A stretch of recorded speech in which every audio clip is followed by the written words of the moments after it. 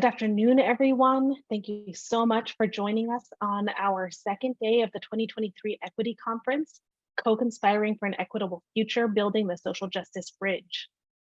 I'm so excited to welcome you to our mid-conference keynote with our very own Mo Miller, who will be helping us to find our way to community justice strategies.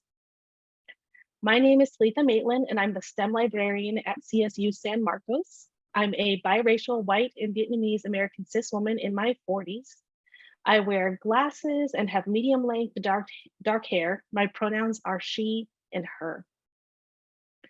We will open the session following our CFA practices, first starting with our land acknowledgement. We want to acknowledge that we gather as the California Faculty Association on the traditional land of the indigenous people, past and present, and honor with gratitude the land itself and the people who have stewarded it throughout the generations. This calls us to commit to continuing to learn how to be better stewards of the land we inhabit as well. To recognize the land is an expression of gratitude and appreciation to those whose territory we reside on, and a way of honoring the indigenous people who have been living and working on the land from time immemorial. It is important to understand the longstanding history that has brought us to reside on the land and to seek to understand our place within that history. Land acknowledgements do not exist in a past tense or historical context. Colonialism is a current ongoing process, and we need to build our mindfulness of our present participation. Acknowledging the land is an important Indigenous protocol that we are honoring here today. And I am joining you from my home in Encinitas, California, which is on the traditional unceded territory of the Kumeyaay people. And we invite you to find the land that you reside on by visiting the Native Land website that will be dropped in the chat. So next, I invite Mo to center us with a community breath. Thank you, Talitha. So good to see you. Hello, everyone. I wanted to ground you in because I wanted to prepare you for our session today. So as you think about our land acknowledgement, I want you to plant your feet if you're able. And as you're doing all the movements, please take a deep breath. So plant your feet. Take a deep breath. Relax your being, your whole body from head to toe. Take a deep breath.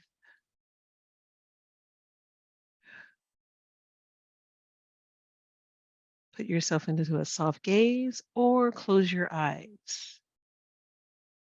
And I want you to imagine a river in front of you. It is flowing. And that river has cool, refreshing water.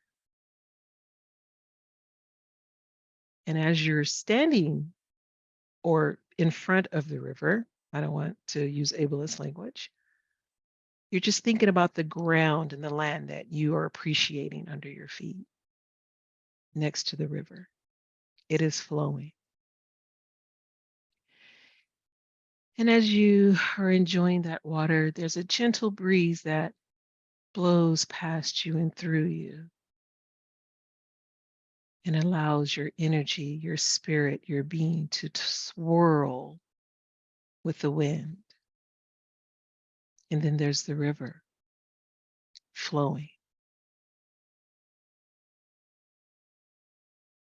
You're a peaceful being and you're settled. And as you're in front of the river and the wind is flowing and the energy is swirling, there's a gentle touch of the sun on your skin, your face, and you're in the river. It's flowing. And the wind is creating energy where your soul is stirring. And the sun is just kissing you. It's a perfect 76 degrees. Take a deep breath. And just be. Notice how you feel today. Notice how you're presenting yourself today. Notice that if it's anything negative or tension, put it in the river and let it float away. And remember the air and the soft sun that's just kissing you in the face. And we're ready for a new learning experience. Take a deep breath. And I can't wait to talk to you and walk you through further of what it means to self-care for yourself and your community. Thank you, Talitha. Thank you so much, Mo. That was perfect for right now. I next want to read our CFA interruption practice statement. As part of our continuing commitment to racial justice work, when we experience examples of racial narratives, racism, or whiteness in our meetings or as we conduct our business, we will speak up. This means we can interrupt the meeting and draw the issue to one another's attention. We will do this kindly, with care, and in good faith. Further, as we engage interruptions, we will take an intersectional approach, reflecting the fact that white supremacy and racism operate in tandem with interlocking systems of oppression of colonialism, class, cis heteropatriarchy, and ableism. This statement is a reminder that we commit to do this in the service of ending the system of racial oppression. I also want to call everyone's attention to our community agreements. And Jamila, if you have those, if you could drop those in the chat, please.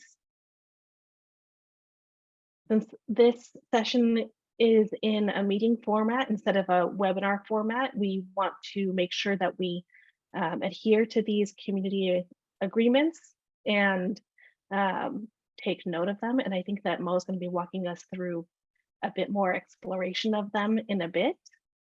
I now have the honor of introducing our keynote speaker for this session, Professor Mo Miller. Mo is a criminal justice scholar and childhood adversity expert. For more than 25 years, she has worked in the juvenile justice system as a youth advocate, restorative justice practitioner, and community service liaison. The focus of her work is to bring awareness to the issues surrounding social inequality and injustice on Black, African American youth in school, community, and justice systems. Many of you may recognize her as the lecturer representative at CSU Fullerton, CFA AVP Lecturer South, and a tri-chair of the Women's Caucus. So thank you so much, Mo. I am going to hand it off to you. It's always a moment when you hear your bio.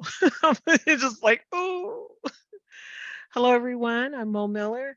I am a mocha brown with curly salt pepper hair, black glasses. I'm wearing a black t-shirt against a beautiful equity conference background that is in my favorite colors, which is green and blue. And together they are like, they're looking a little teal today. I am ecstatic to be here with you this afternoon because I'm doing something that a majority of you know is talking to you about community justice strategies and how do we get there. So I have a few slides that I want to share just so I can give you the lens and the frame for which we are having this discussion. And if you do not see my slides, please, please, please, please let me know. I will give you like a heads up. You're going to need a piece of paper. So I understand that we have conference journals, and if you don't, just grab a piece of paper. And if not, you can also just do this as a thought process. But we do have a self-reflection activity, and that I really want to walk you through and how we come up with these strategies. All righty, so I'm going to share my slides. Okie dokie. Hopefully, if you don't see them, you'll say hello. First things first, I want to let you know that the process that we're going to talk about today is a compass and not necessarily a map. And what I mean by that is it's a guide. It's definitely just a guide to walk you through some processes that you're actually familiar with, but may not know that you're participating in what we call community justice conferencing or restorative justice process. And so I just wanted to that it's more like a compass, like a guide, than it is such like a map that we need to get somewhere. This process is always flowed. It's a flowing process. It's also growing, and it changes because there are so many ways to do this process. But today we're going to look at three components of what it means to have a strategy for community justice and dialogue when someone in your community has harmed you or hurt you or stepped on your toes a little bit. And I know some of my siblings in CFA, you know that usually when that happens, I'm the first and usually not the last to speak up. Today, we're going to explore how you show up to these spaces. We're going to talk about community agreements, and we're going to use our own CFA community agreements as an example. And then I want to walk you to where do we move towards an understanding and healing? How do we get to the end of that? All right, so for me, this is my own concept of what I consider community justice. And when we're talking about strategies for repairing harm to move to healing. For me, there's three levels of caring when you're talking to community justice.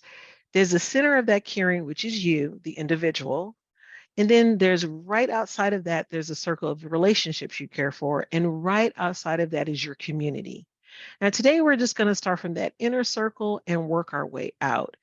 And the reason being is because communities are made up of individuals who are in relationships with each other. And well, you know, when there is harm, it's usually someone who is within your community, what I call punching sideways, right? When we should be like maybe punching up. But usually in situations such as this, I want to make sure that we understand that you, the individual, are the key component to when we're trying to get to a resolution at the end of the day or the end of the session, right? So self care is important. That's you, the individual. Then there's relationship care. That's your immediate um, peeps, your tribe, your CFA siblings, people you work close with, your best friend, your spouse, your children. And then, of course, there's the community at large. Who do you belong to outside of those relationships? And well, actually, that's where I would actually put CFA because you have your individual relationships within CFA, your friends, but outside of that, you move to your movement work, right? The union work, um, your social justice work, your anti-racism work. That would be part of your community, right?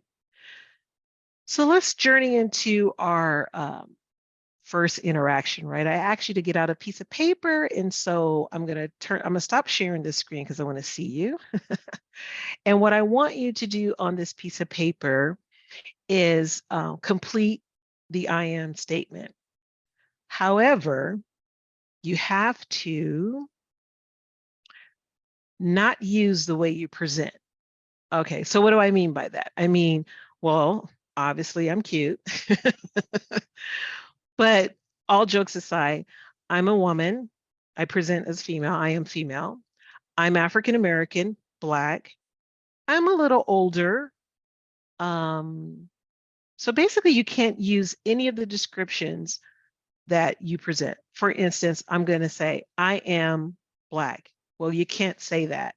Or I am tall. No, because that's the way you present.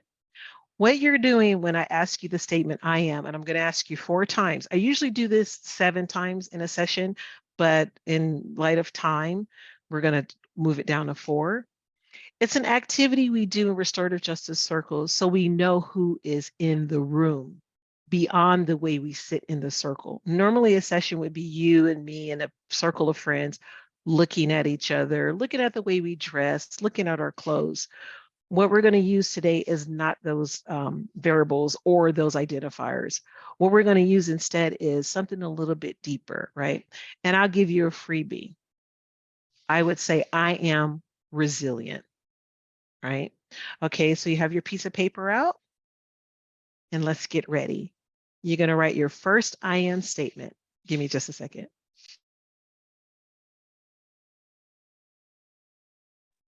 The first I am you're going to do. All right, ready? I am fill in the blank.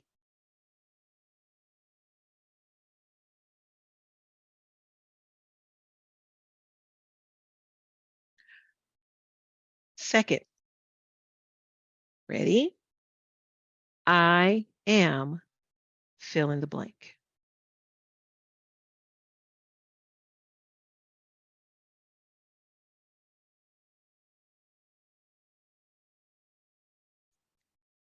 Third time, I am, and fill in the blank.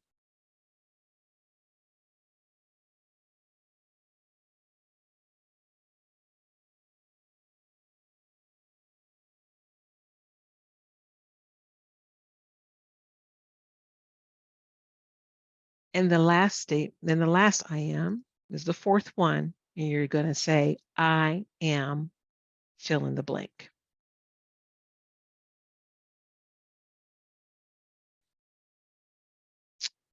When I do sessions, I ask my participants to do this, as I want you to be aware of actually your I am, right? I would immediately say, I am resilient, I am focused, I am loving, I am kind. And usually I go 7 with the I ams, but sometimes it's hard to do. But the idea is to have you really reflect on how you're showing up at this very moment right now, right? I am, somebody might have said tired, and someone said, I am joyful or I am hungry. And usually, if you get me hungry and tired, then you get hangry, right? But it's just an idea for you to show up. I mean, to give you an idea of how you're showing up. And that's that little center, that circle of my levels of care that I talked about. That's that self care mode. Normally, if you're aware of how you're showing up, you are also aware of the type of care you need in your relationships, in your community, right? And so, how do we show up to a meeting? How do we show up to a Zoom? How do we show up to dinner with our family? It's just a little exercise to just say, just to point out those edges or not even smooth them out to figure out how you're showing up. All right, so there's 2 more IMs that I'm gonna give you, but not necessarily an I am statement. I just want you to fill in the blank, but it is an I statement along with the, how you show up. All right. So the first one I want to say is, I love, and fill in the blank. I love, fill in the blank.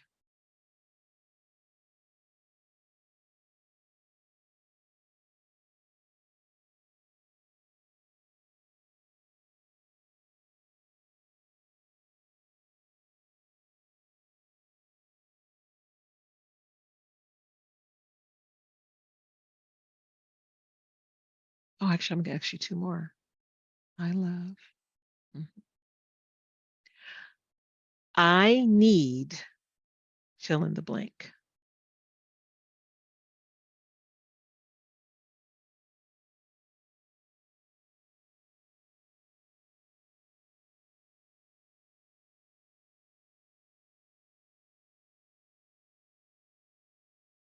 So you have I love, I need, and last you're going to say, I wish for, and fill in the blank. The first question I want to ask around the activity is, and you could just share with me in the chat, was that a difficult assignment or pretty easy? So if you could put it on a scale, so it was it easy or it was okay or it was kind of difficult? Easy. Okay, good. It's hard, yeah. Easy, hard, easy, easy, hard. So we range, right? 6 out of 10 for difficult. I love that. I love us when you're faculty, you just grade it. Thank you so much. Right? The I am questions get a little bit harder because it makes you have to think dig really deep. And one of the things that I know about coming to a restorative justice session or even building a community is making sure that you understand who you are. I have you do those statements because those are some things we just do not think about, right? I love, if you don't mind sharing, what do you love? What do you love? If you don't mind sharing, put it in the chat for me. Yeah. Justice, right? And I put down my paper and I'm like, oh no, what did I do? I'm so nervous. I put down my paper and I don't even know what the second what I actually did. I know I didn't do fear. I didn't want to talk about fear today. So I did. I love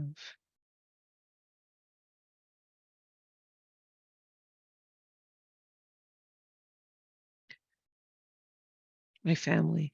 And right. Which you also bring to a space when there is a dialogue that needs to happen and how you show up. Your love, what you do, definitely shows up in that space. What about, well, I'm going to skip needs. I'm going to let you keep that one to yourself because sometimes our needs are very personal and sometimes they show up when we least expect them to. So I'm going to let you keep your needs to yourself, but just reflect on them for a moment and think about how your needs also show up into your space, right? And how that could be interpreted by someone versus their needs in the space, right? And so, yeah, yes, I thought about that. And I'm thinking, yeah, I think, yeah, we will keep that one to ourselves. Wishes are about dreams and hopes and future plans, right? So I wish for a better society for my children. For me, that would be a wish. And so if you would like to share your wishes, you can also add them in the chat. But you can also keep those to yourself too, because some dreams are so large that other people can't, digest them when you walk into the room. I feel like that for myself. Sometimes I'll walk into the room and this big personality that you see is actually my dreams, right? And sometimes that doesn't quite meet someone else's needs. The idea here, though, of the self reflection is to show you everything that walks with you into rooms, into Zooms, into meetings, into conversations with your loved ones and your community and how you show up. And that means that matters. It matters. It matters when you're talking to others. It matters when you are working with others. So, how do we take that and build our community? All right. And so I'll just show you a slide really quickly. Oh, wrong one. So this next slide, we talk about building community, right? And so you understand yourself as an individual because you've done some quick, not deep, but some quick self-reflection of your I ams, what your needs are, what you wish for, what do you love? And that is in the community, right? So who is the community? So for today, I'm going to use our CFA family because that's the community that we're participating in today. But this process could go amongst other communities, correct? Like we can spread it out a little bit. We belong to, for me, I belong to the Black community. I belong to a community of women. I belong to a community of criminologists. I belong to a community of sociologists. There's so many, union, movement. There's so many other communities that we belong to. But CFA is a really good example because what I'm talking about today, strategies for getting to community justice, we have we've been practicing for a little while now, right? So building community, who is in the community? In this community, we are faculty, we are librarians, we are staff, we are coaches, we are faculty. I don't want to forget anybody. We are faculty, tenure and non-tenure track, and that's what I'm calling my lectures, non-tenure track. Um, our librarians, we have our coaches and our counselors. And of course, everyone else we work with in CFA are wonderful, amazing staff. We are a community, right? And so what we have done in CFA is we've come up with a practice that we do, right? And when we talking, when I mean our practices, we did them before we started this meeting. Talithia read our land acknowledgement. I did our grounding in, and then we read our interruption practice statement, and then we talked about our community agreements. Well, how do we get to a space where we can share community and possibly call each other in when there's harm? We set our intentions for this shared space. What those practices have done is set the intention for our shared space. And I think that's important to understand is because that put us in the right mindset and gave us what we're doing, right? Creating community agreements is what was also posted in the chat is another good way to build community, right? I practice building community agreements in my classes because this, it just gives people the intent of the space, but not only that, gives them a shared protected space where they know the agreements that are allowed, what's supposed to happen in the space. It's better to know what's happening in a space. So when there is harm that pops up, you know that there was an agreement and the harm, is stands out because it does not go with the agreements. What I really adore about our agreements is the be curious one. I really like that one. Um, and listen for the ouch. When you're listening for the ouch, remember when I said, make sure you know how you show up? It's because of your needs and your dreams and who you are. When something is an ouch, yeah, that's where that's the harm, right? And we need to figure out, and we will at the end of this presentation, how do we get to the reconciliation and healing of that part. But creating community agreements is a good way to build community. Another way to build a community is have support and resources in place when the dialogue is not enough. The thing about restorative justice practices, or even bringing two people to get together to resolve a conflict, is knowing that you've done your best in that space and knowing that it's really not about forgiveness. It's about how can we repair what just happened and come up with a solution to move forward, right? Restorative practices in spaces where we're working and having a community together in a movement is really not about, a lot of people think it is about forgiveness. No, it's actually about taking care of the harm that happened immediately right there in that space. And so those are just some good strategies, to, build your community. Know who's in your community, right? Set that intention for that shared space, create those community agreements, and have support and resources in place when the dialogue is not enough. And sometimes that may be an extra person in the space, right? So say you're doing you're in a space and someone says something that is an ouch, and at that moment, you just need someone to help have the conversation with the other person. Sometimes a one-on-one conversation doesn't work, or it's uncomfortable, or that's not what you need at the moment. Then it's also nice to call another person in the part of that community to come in as a resource and support to help move that conversation along. There is a slide missing. Oh, maybe not. Okay, maybe not. I thought there was one more. Okay, maybe not. I know I shortened this presentation. I usually do this presentation for faculty, so I know I think I missed a slide, but we'll make it work. We'll make it work. So when we're moving towards a understanding and healing in these spaces, what needs to be understood is the participants in this process, it must be a mutual and consensual agreement, right? If you have a conflict with someone and they are not open to what needs to be said to heal or move forward in the process, it's not going to work. It definitely needs to be mutual, right? It's an agreement, and it definitely needs to be consensual. You can't force someone to have a conversation with you when they're not ready. So that, and I know there's a slide missing because it was talking about respect and making sure all the, in it. And I think what happened is they got combined because now I'm looking at the slide. All participants should be treated with dignity and respect, recognizing that each person has some piece of truth in the dialogue. And each person will have a set of agreements after the meeting is over.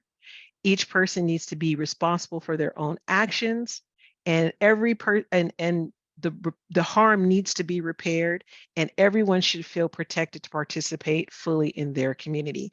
And so I just went on ahead and read it because I do realize that the slides combine. So these are just strategies to moving towards healing and understanding about, say, uh, something. Okay, for instance, I'll use myself as an example because I understand myself very well, right?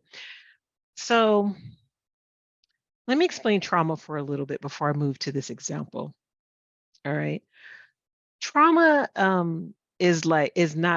trauma is a set of complex, really complex physical, emotional, and cognitive, spiritual, and relationship responses to an experience of utter helplessness, right? Of utter helplessness. And we all do not experience the same circumstances the same way. For instance, let's use COVID for an example. COVID, for me, is a community trauma because we've all experienced something that just of that, remember that utter helplessness. So if you think about COVID, we're thinking about something that was just like, whoa, it devastated not just our communities, but our world. Like it was global, right? So that's what I would consider like a community trauma. Now let's scale it down just a little bit to doing this work, right? We're unionists. We're fighting for our rights, our respect and justice. And we're fighting for contracts and salary and parental leave and the abolition of police. We're fighting for so much, right? And we all have different ideas and ways we would like to do that. But say something is said or done that just pushes you outside of the fight, meaning that was an ouch that really, really hurt, right? And I'm going to stop sharing screen for just a second. All right. For instance, and I'll use myself as an example. As you know, I am the AVP lecturer South. And one of the things that I deal with the most in lecture council is my role as a leader, right? I get a lot of ouches because of my role as a leader. There are some people in lecture council who don't like Mo as a leader, and they will say so. That is an opportunity that's a conflict. But I also see it as an opportunity for the two mutual parties to get together, me and me being one of those parties, and talk out how do we get to where you just really disrespected and hurt Mo in a space where we're all supposed to be working together for a mutual goal, right? We're all on the same page. How do we get from that harm, that hurt, to the end of reconciling and being together, right? And knowing that we both came to that space with our own I ams, what we love, what we need, and what we wish for, right? And so the idea is to have those two people or persons participating in that space to come together and dialogue about the hurt and the harm that was caused, right? And usually the reason why I switched this to an interaction is because I thrive a little bit better on questions.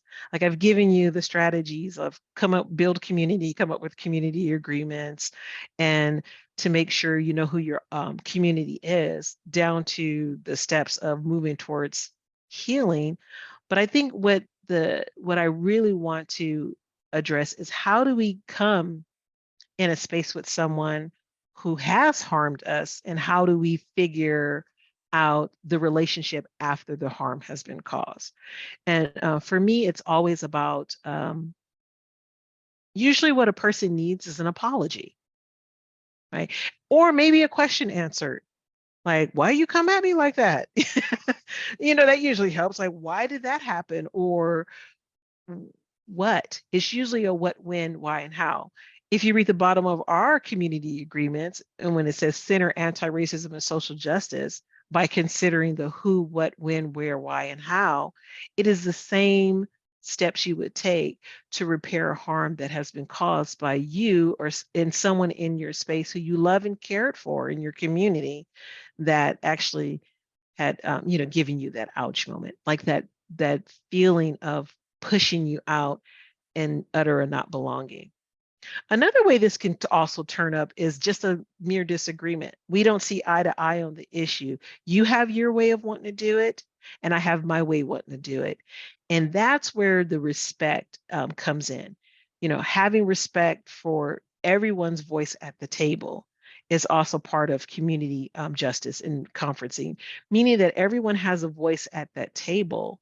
And so hear each other out. Make sure you're listening. You have two ears. Did you remember your mom used to say that? You have two ears, one mouth. You need to be listening more than speaking. But at that table, working through, there's always a greater compromise to when the goal is the same for the community, right? And I would dare to say that if there isn't a goal of the community that needs to be met, then that means the space is not for you. You probably should move to another part of the work or um, move away from the work, right? And so, at basically, what I'm saying is when you're coming to these strategies of trying to come to community justice, it needs to be inclusive and collaborative, right? Because there really isn't really one way to do this. I mean, we have a set of guidelines. Remember, it's a compass, not a map. We have a set of guidelines of how we come to this space, but it's technically one of those situations where you need to understand that, everyone in the room has a voice. Now, how do you do that when your privilege and your oppression are not on the same level? Because there's sometimes we have privilege in a room, right? And there's sometimes we are the marginalized group or the oppressed group in the room. And that's the historical context that I like to look at and focus on in these spaces, because that is also what you bring to the table when you show up, is that historical context and how you would react to someone saying something off kilter, right? Or not even being aware of you in this space. As being a Black woman in certain spaces, I'm completely invisible, which is some spaces I like because no one sees me, no one cares. I can move and flow quietly. But then there's instances, for instance, the George Floyd incidents, where we are hyper visible and everyone needs your opinion. Everyone needs you to write a letter. Everyone needs you to make a statement. Everyone needs your attention, your cultural taxation to respond to this incident. You are the spokesperson for that. How does that affect your community building relationships when there is conflict in that space? Well, I would say drastically. But I also say that it's not up to you as an individual to take care of everyone in that space at that moment, right? Part of a community agreement and a justice of trauma and conflict is making sure you take care of yourself first, right? And once you're taken care of, then you can move to your tribe. That's the immediate people who are in that circle of, think of it this way. I'm the CFA lecture rep at Cal State Fullerton. So I'm going to make sure that I'm okay. And then that next circle is my e-board, my e-board, my own chapter. Is my president okay? Is my field rep okay? Is my faculty rights team okay? And then we move to like statewide CFA, right? Right. Is lecture council okay? Is the president's council okay? Is Council for Racial and Social Justice okay? It's one of those instances where you have to understand how your community is built and how you want to manage conflict. Conflict is not easy. And it never will be because it's conflict. It's called conflict. What I'm hoping I'm doing is giving you strategies to understand that there is a way to show up to the resolution of the conflict, right? Understanding that you have needs, understanding you have wishes, and understanding that there's dreams and there's everything who you are brought to the table, right? And understanding that the other person is also bringing that to the table with their hopes and dreams. But what the community building does is give you those community agreements, right? And making sure resources are in play when those community agreements are not enough. I think that was it for my presentation. Let me double check my slides. I just want to make sure I got through everything okay. We did building community. Yep, we are good to go. Okay, Talithia, I didn't know if you wanted to open up for Q&A right now. I am so open for that. Um, let me give you my intention. Okay, so let's talk broadly about harm. We're not giving specifics. If you have a question, if there is a specific issue that you would like to walk through, DM me privately. But in this space, I just wanted to be protected so we can talk about community building and how we resolve conflict as a whole. Because there's, certain things happen between individuals, and I would love to do that offline.